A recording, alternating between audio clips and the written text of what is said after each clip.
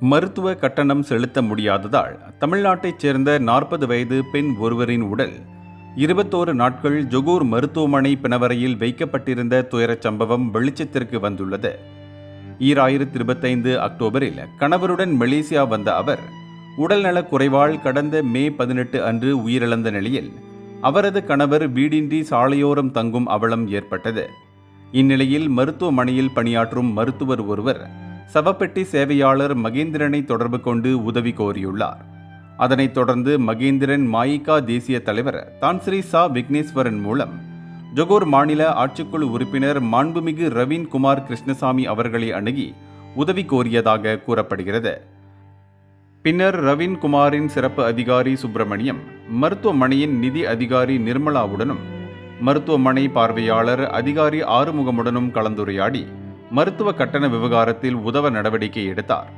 இதனைத் தொடர்ந்து அசல் மருத்துவ கட்டணமான 8547 ரிங்கெட் என்பது 4000 ரிங்கெட்டாக குறைக்கப்பட்டது.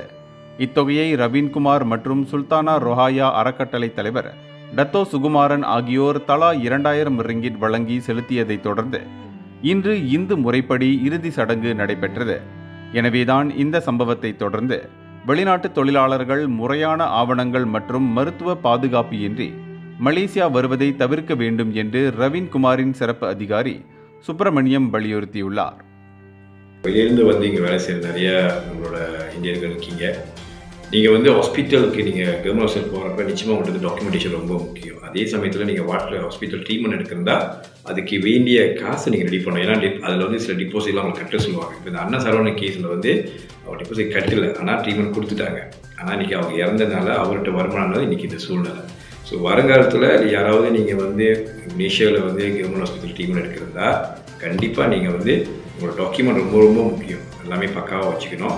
ரெண்டாவது விஷயம், முடிஞ்ச அளவுக்கு உங்களுக்கு தெரிஞ்ச உங்கள் முதலாளியா இல்லை உங்களுக்கு மலேசியாவில் யாராச்சும் தெரிஞ்சவங்க இருந்தாங்கன்னா அவங்களும் கூட அழைச்சிட்டு போய் இந்த ஹாஸ்பிட்டலில் செய்ய வேண்டிய என்னென்ன முறைகள் இருக்குன்றதோ அதை சரியாக செஞ்சுக்கோங்க.